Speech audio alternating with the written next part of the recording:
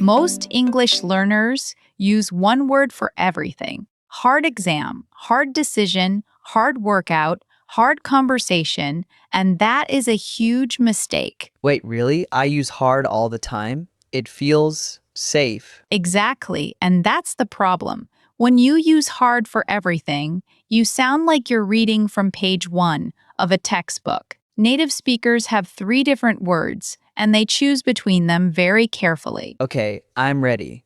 What are these 3 words? Hard, difficult, and tough. 3 words that seem like synonyms, but they are not interchangeable. Today, Leo, you are going to learn the difference. Hey everyone, welcome to Speak Like a Native. I'm Leo. And I'm Maya. Let's get into it. Alright, Maya, I am pumped for this. Let's start with hard. When do natives use hard? Good question. Let's think about it this way. Hard is the most general word. It's the default. You use it when something requires a lot of effort, physically or mentally. But here's the catch, and this is what most learners miss. Hard is also the most informal. So when I say this exam is hard, that is okay? Totally fine. In casual conversation, hard is perfect. Imagine you're talking to a friend after class. That math test was so hard, I barely finished. Perfect example. Casual, natural. But now imagine you're in a job interview Uh-oh. and you say, "My last project was really hard." Wait, that doesn't sound that bad. It sounds like a child said it. In a professional setting, hard is too simple. It's like wearing sneakers to a formal wedding. It fits, but it's not right for the occasion. Okay, I see what you mean. So what should I say instead in that interview? That's where difficult comes in. Difficult is the formal version of hard. It carries weight. When you say something is difficult, you signal that you took it seriously and that it required deep thinking or skill. My last project was difficult, but I managed to complete it on time. Yes, that sounds like a professional. Now let me ask you something, Leo. What about emotions? If your friend is going through a divorce, do you say, "That's hard"? I don't know. Maybe? This is the number one mistake I hear from learners around the world. And in a few minutes, Leo is going to make that exact mistake. Stay with us. Okay, I'm nervous, but I'm ready. Let's do a real-life scenario. Close your eyes. You're at the office. Your boss walks up to you. I can already feel the pressure. Your boss says, "Leo, I need you to take over the Johnson account." The client is very demanding. Can you handle it? Okay, I say, this project will be hard, but I can do it. Leo, what did I just say about hard in a professional context? Oh no, I already failed. This is perfect. This is exactly what my students do. Let's fix it together. Instead of hard, try difficult or challenging. This project will be difficult, but I can do it. Better. Even better. This project is challenging, but I'm ready for it. This project is challenging, but I'm ready for it. Now you sound like a leader. Now you sound like someone who gets promoted. Can you feel the difference? Absolutely. Hard feels like I'm complaining. Difficult or challenging feels like I'm taking control. Exactly. You just described the emotional register difference perfectly. That is the core of today's lesson.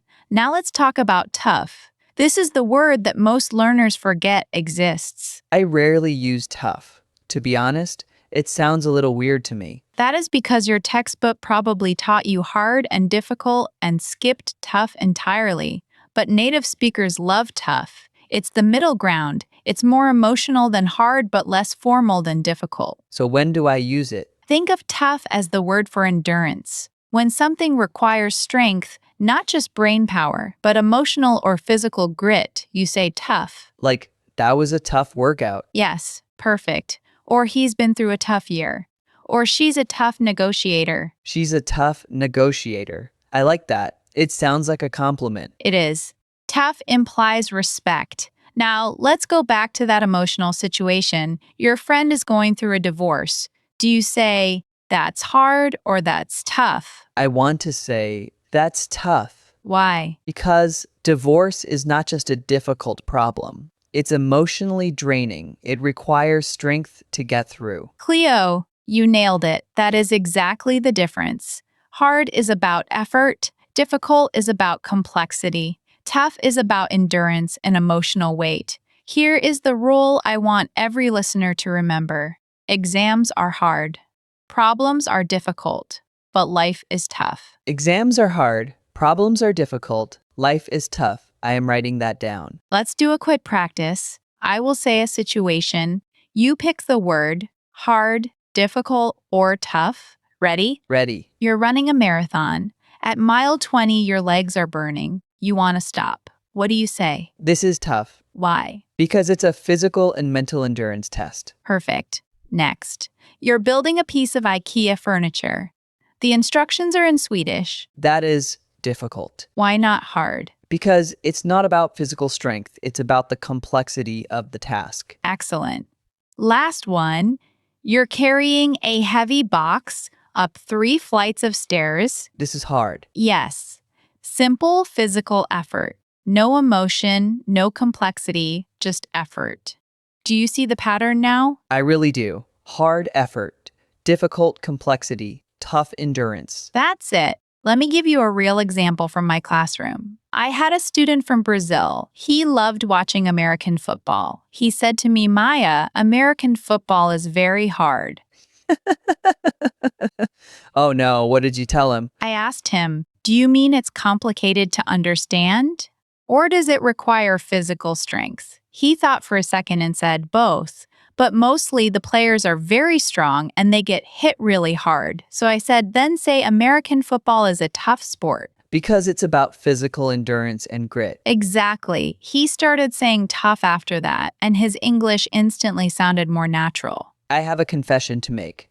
I think I've been overusing hard my whole English life. You and 90% of learners. Now here's the part that surprises most people. Even native speakers get confused sometimes. Really? Yes, especially between difficult and tough. I'll give you an example. A friend of mine was describing a breakup. She said, the conversation was so difficult. That sounds right. It is right. But a different friend said, the conversation was so tough. Also right? Also right. But they mean different things. Difficult conversation means the topic was hard to discuss, maybe complex. Tough conversation means it was emotionally draining. It required courage to get through. Wow. So the choice of word actually tells the listener what kind of experience it was. Exactly. That's the power of vocabulary. You're not just describing an event, you're telling people how you felt about that event. Okay, let's do another round of practice. I want to see meant this. Great idea. I will give you a sentence. You need to say the word that matches best. Sentence 1. This math problem is so solved that nobody in class got it. Difficult, because it's about complexity. Sentence 2. Climbing Mount Everest is incredibly lol. Tough, because it requires physical and mental endurance. Sentence 3. I can't open this jar. It's too lol. Hard, simple physical effort. You are on fire today, Leo. Now let's talk about a common error pattern. Spanish speakers and Portuguese speakers, if you are listening, pay close attention. Why specifically Spanish and Portuguese speakers? Because in Spanish, the word fácil covers both hard and difficult. So when Spanish speakers learn English, they often use difficult in every situation, even casual ones. They might say, this sandwich is very difficult to eat. Wait, can that actually happen? I've heard it. A student from Mexico was eating a huge hamburger and said, this is very difficult to eat. It sounds unnatural in English. A native speaker would say, this is hard to eat. Because eating a sandwich is simple effort, not complexity. Correct. And for Chinese speakers, the pattern is different. In Chinese, non covers hard and difficult. But many Chinese learners use hard too much because it's the first word they learn. They rarely reach for tough. I think I'm guilty of that too. That's okay. That's why we're here. Now, Arabic speakers, another pattern. In Arabic, there's a word sab that means both hard and difficult, but the concept of tough as endurance doesn't have a perfect match. So Arabic learners often miss tough entirely. So the mistake is different for every language background, but the solution is the same. Exactly. The solution is know your 3 words and choose consciously. Let's all practice together. Repeat after me. Okay, listeners, repeat with us. This exam is hard. This exam is hard. This problem is difficult. This problem is difficult. This year has been tough. This year has been tough. Lifting this sofa is hard. Lifting this sofa is hard. Explaining quantum physics is difficult. Explaining quantum physics is difficult. Getting through a breakup is tough. Getting through a breakup is tough. Now let's do it in a real conversation. I'll be your friend. I'll say, I just failed my driving test again. Oh man, that's tough. Yeah, I've been practicing so much too. I know, the written part was hard, but the actual driving is difficult. Look at you, you just used all 3 words correctly in one conversation. I did. That feels amazing. Now, I want to give you a practical challenge. For the next 7 days, every time you want to use the word hard, stop and ask yourself, do I really mean hard, or do I mean difficult or tough? That's a great habit to build. Listeners, try this at work today. When your boss gives you a task, don't say this is hard. Say this is challenging. You will sound more professional instantly. Today's rule: swap hard for difficult in professional situations and swap hard for tough in emotional situations. You will sound more natural in 10 seconds. That is an amazing takeaway. Before we go, I want to remind you something. Vocabulary isn't about showing off big words. It's about expressing your exact feeling. When you use the right word, people understand you better. They connect with you more. And that's what speaking like a native is all about. Beautifully said, Maya. If you enjoyed this episode, please subscribe to Speak Like a Native. We drop new episodes every single day, and next time we're tackling good, great, amazing, and fantastic. You don't want to miss that one. Until next time, keep practicing. Use hard, difficult, and tough correctly, and speak like a native. See you next time. Bye, everyone.